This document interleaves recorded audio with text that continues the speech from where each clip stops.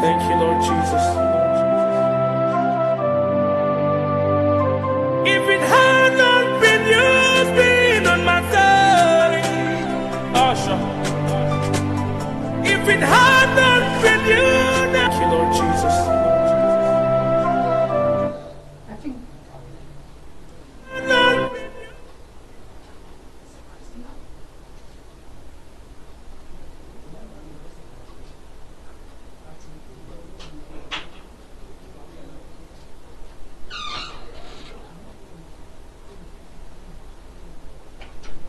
Shalom peuple de Dieu, shalom à vous, shalom dans vos familles. Mon père du continent, Bienvenue à notre émission Salut les ados. Salut les ados, nous conseillons les ados. Nous les dirigeons vers le droit chemin. Et nous les fortifions dans ce chemin qui est aussi dur, qui est l'adolescence.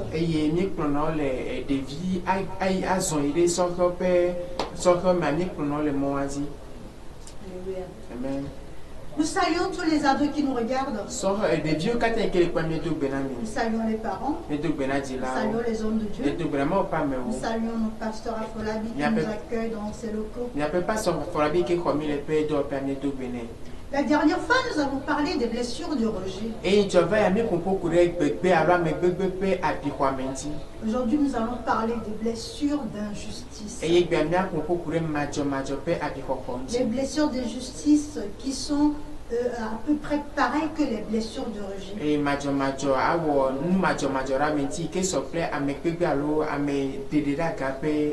En fait, l'un entraîne l'autre. Sans plus tarder, nous allons remettre ces moments dans les mains du Seigneur. Père éternel, Dieu de gloire, Dieu de miséricorde, nous te magnifions, nous te célébrons pour ta présence au milieu de nous. Yahweh, en ce instant, nous te remettons les cœurs, ces cœurs durs, ces cœurs blessés, ces cœurs meurtris. Que toi-même tu puisses les penser. Que toi-même tu puisses les visiter. Révèle-toi puissamment à quelqu'un.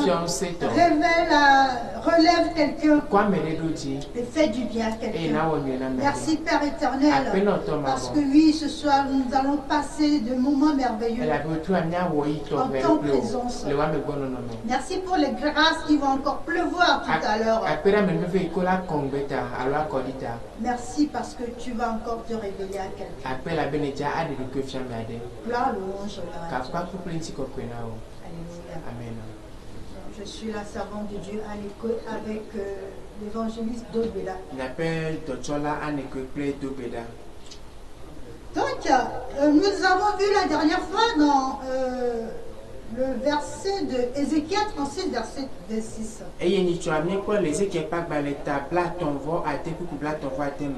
J'ôterai votre cœur de chair et je vous donnerai d'un cœur de pierre, un cœur de chair.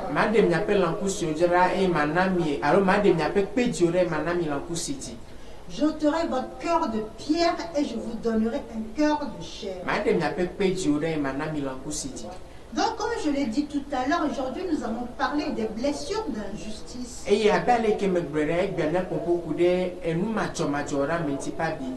En fait, il s'agit de blessures qui s'installent à cause de parents autoritaires.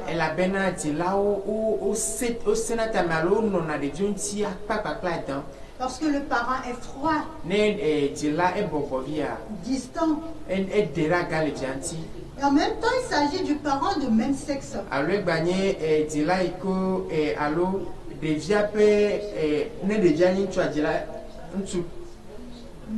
De même sexe, c'est-à-dire que c'est des filles envers leur mère et les garçons envers leur père.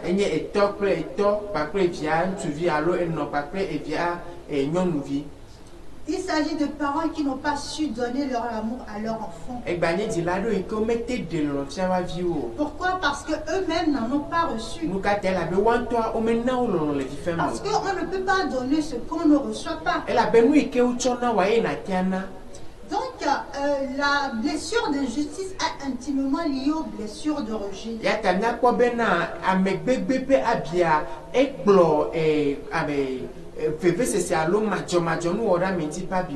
La personne qui a les blessures de rejet a automatiquement les blessures d'injustice. Pourquoi? Parce qu'ils ont un point en commun. Et c'est la dureté du cœur. Parce que la personne qui est rejetée ou qui rejette, nous avons vu la dernière fois, c'est issu de grossesse indésirable.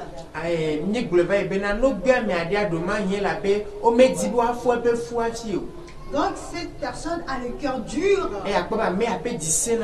envers l'enfant. Et l'enfant reproduit cela. Donc la personne qui a les blessures d'injustice, c'est aussi cette personne qui a ce cœur dur, qui est autoritaire. Autoritaire à cause des parcours de circonstances. Des circonstances fâcheuses. Ça peut être grossesse non désirée.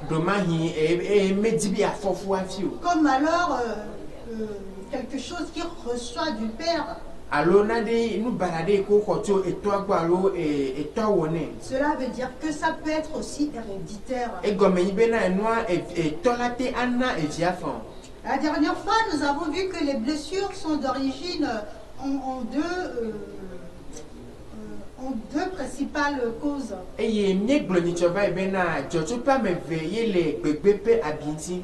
Nous avons la cause innée et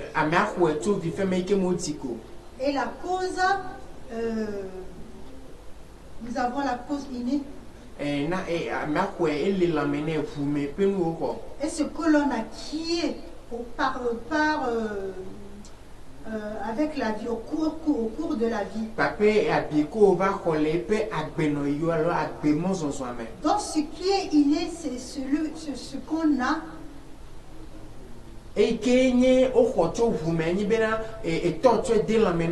Voilà, c'est ce qu'on a dès la naissance.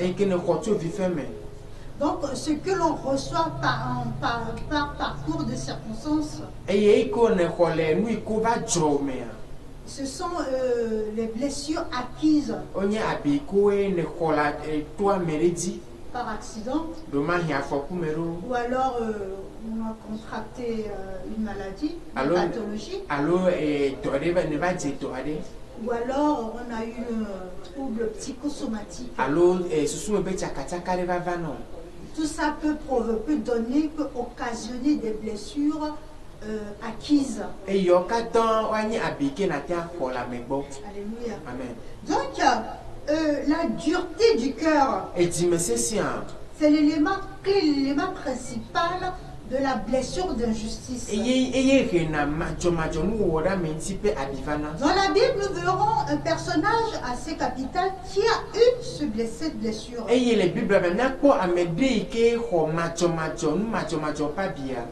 Il s'agit de Jacob. Jacob, en fait, c'est le petit-fils d'Abraham. Fils d'Isaac. Alléluia. Amen. Donc, nous verrons Genèse 27, verset 1 à 40.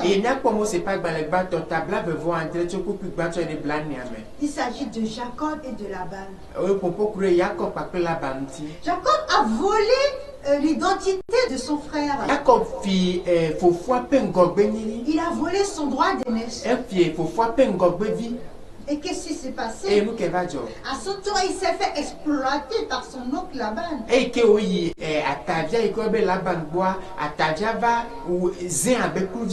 Pendant les 6 ans. Alléluia. Amen. Et nous verrons dans la Bible, lorsque nous lisons ce passage, c'est trop long, nous n'allons pas le lire. Il voulait épouser Rachel, mais là-bas lui a donné Léa à la place.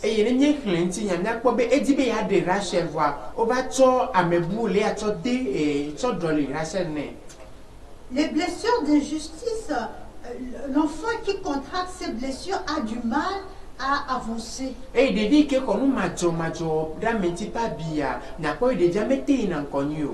Il a du mal à s'exprimer à cause des critiques, à cause de la peur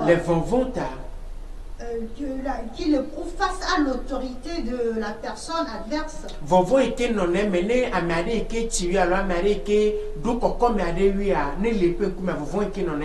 Alléluia. Amen. Et c'est quelqu'un qui se forme une marque, un masque assez rigide.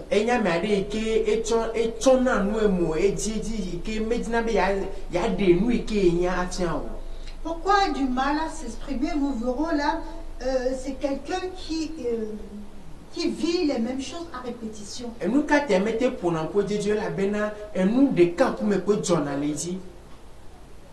La réaction face à l'injustice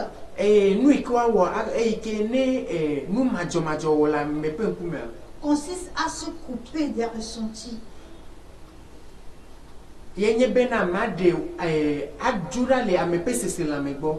Se couper des ressentis pour s'en épargner. Et en faisant cela, on évite de se plonger dans ce masque de rigidité.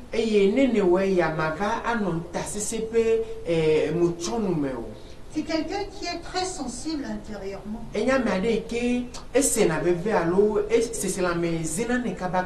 Il réprime ses émotions. En fait, la plupart du temps, il ne laisse rien apparaître. Il croit ainsi ne plus être victime. Alléluia. Amen. La particularité des personnes rigides, ce sont des personnes qui croisent les bras.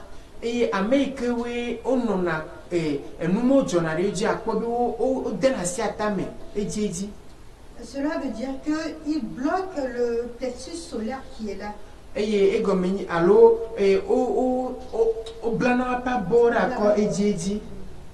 Il bloque le plexus solaire en faisant cela. Le solaire, c'est un organe qui est là pour la respiration. C'est pour ne pas laisser apparaître leur ressenti. Donc, si nous allons côté habillement, côté physique, ils sont portés à s'habiller en noir ou en foncé.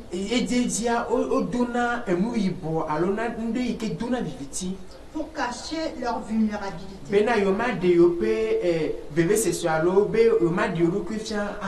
Le régime cherche à tout prix à se justifier. En devenant perfectionniste, il aura toujours ce sentiment gravé à lui. Être parfait, tant dans les actes que dans les paroles. Comment le distinguer? Il se distingue par un corps droit, le plus équilibré possible. Le corps est bien proportionné par rapport aux épaules.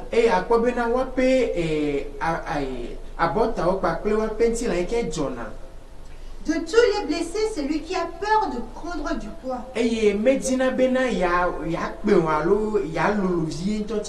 Toujours pour être dans la perfection. Les femmes qui ont ce genre de blessures sont souvent de petite taille. Et portent généralement des habits serrés. Toujours dans le but inconscient de ne rien sentir. Ou de garder les émotions en elles. Ce sont des personnes vivantes. Avec des mouvements dynamiques. Manquant toutefois de souplesse et de flexibilité.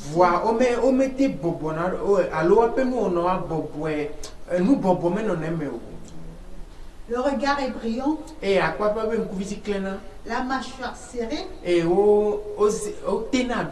Le cou raide. Et ils ont fière allure.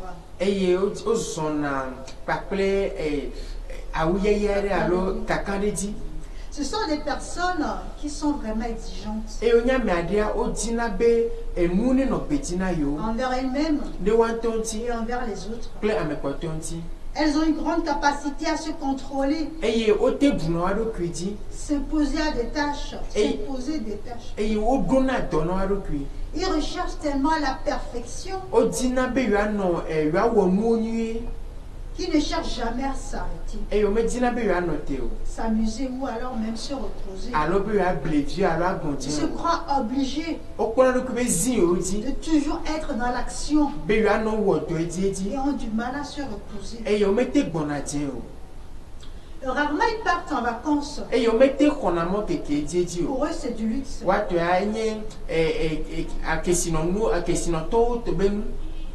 Et ils se sentent coupables lorsqu'ils se reposent ou alors ils dorment, par exemple. Le corps est toujours en alerte. C'est pour ça qu'ils sont tout le temps tendus.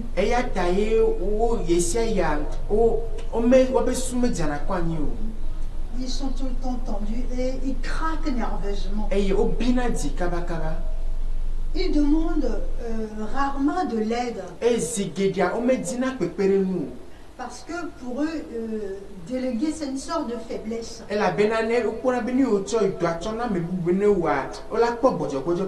ils préfèrent faire seul.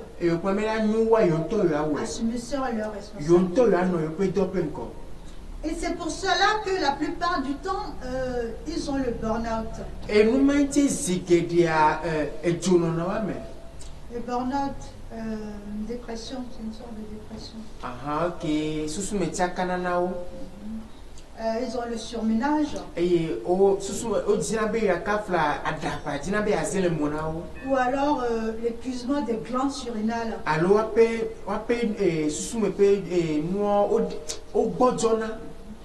C'est dû au fait qu'ils travaillent de trop. Donc, si nous allons dans les troubles psychosomatiques, nous verrons, comme nous avons parlé tout à l'heure, ils ont des raideurs au niveau du cou, au niveau du dos. Ce sont des gens qui vont tout le temps sentir des tensions au niveau du dos, au niveau du cou. Et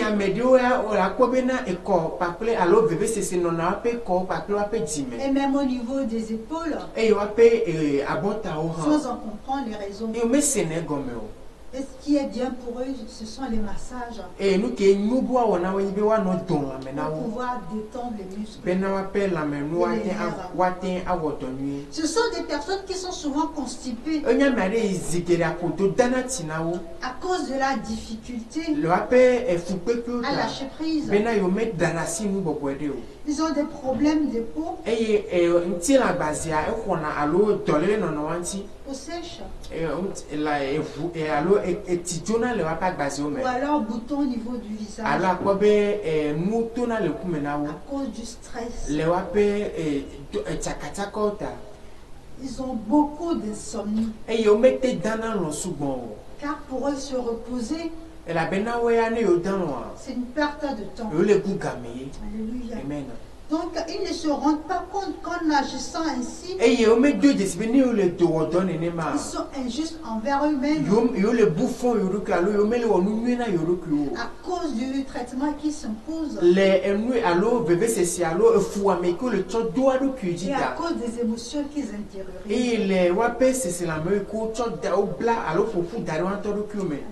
Amen. Donc, comment remédier à ce genre de blessure? Le pardon. D'abord, il faut que celui qui a ces blessures de rigidité, d'autorité, se pardonne à lui-même. Avant de se pardonner, il faut qu'il y ait une prise de conscience. C'est pour cela aussi que l'émission est mise en place, que les gens puissent prendre conscience de quelque chose.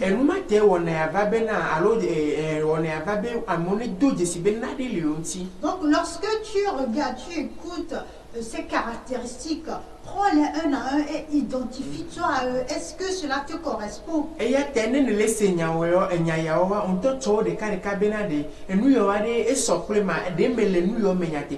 que tu as vécu la même vie ou alors tu es en train de vivre les mêmes épisodes que Jacob?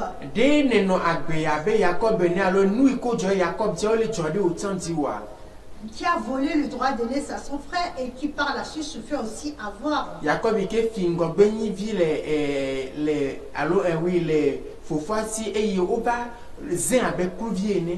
Est-ce qu'il s'agit de quelque chose que tu as reçu? Il faut maintenant retourner au niveau des grands-parents. Tu prends l'arbre généalogique ou alors tu fais ton génosociogramme et tu te demandes, est-ce que ce sont les grands-parents qui étaient comme ça, qui avaient ce caractère rigide?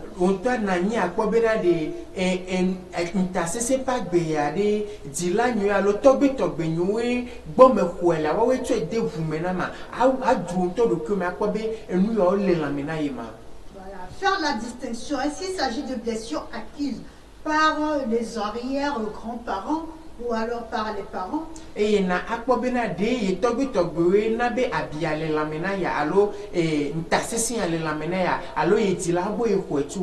Ou alors est-ce que c'est quelque chose que j'ai reçu juste de papa et maman, ou voilà, je suis née avec?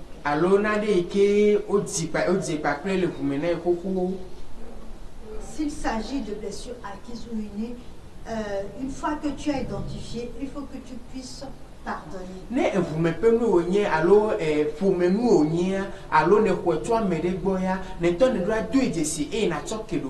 Pardonner à tes grands-parents qui t'ont transmis ça.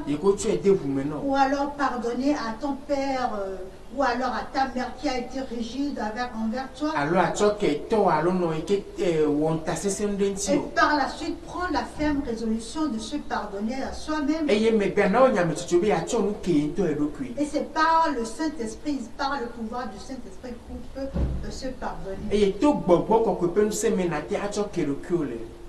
Une fois que ce travail a été fait, il faut que tu reviennes au Père.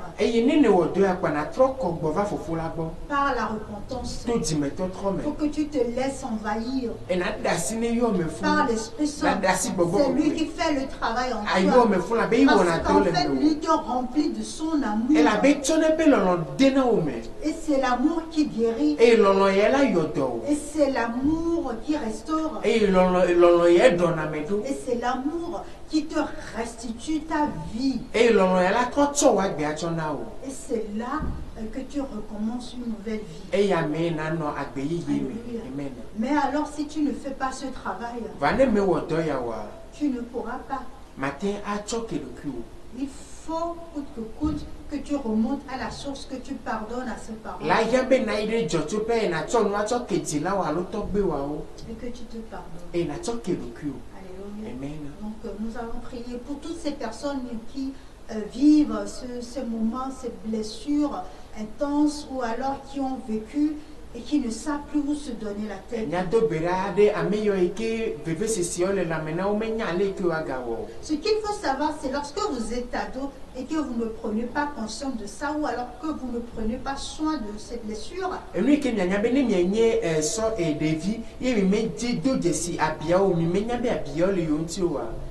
Ou que vous ne prenez pas le temps de les soigner. Ça vous rattrapera plus tard lorsque vous voudrez vous mettre en couple. Et c'est ça qui fait des conflits dans les couples. C'est ça qui fait qu'on n'arrive pas à trouver le conjoint idéal. Ou alors on trouve le conjoint mais on divorce parce que les caractères ne vont pas.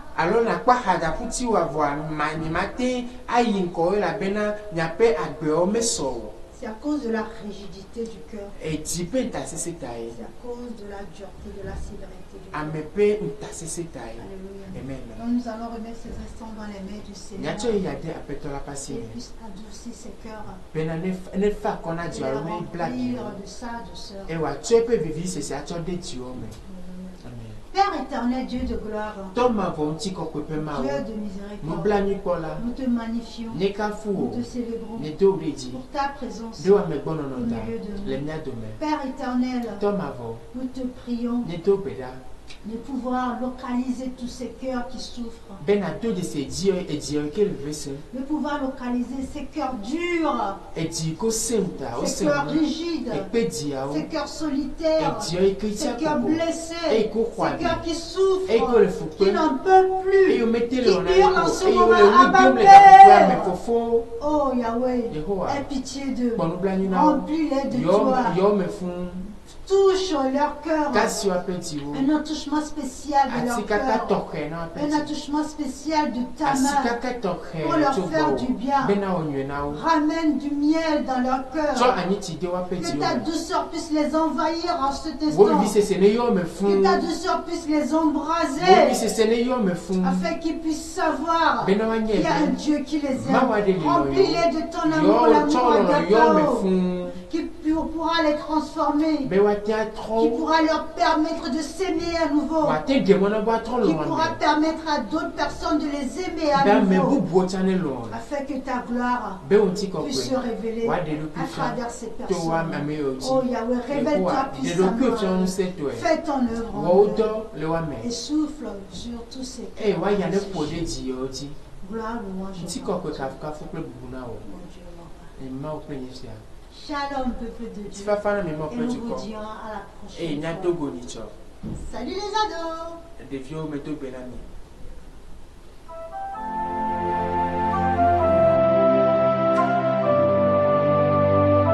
Oh, Shadada Bahaladasa. Thank you, Lord Jesus.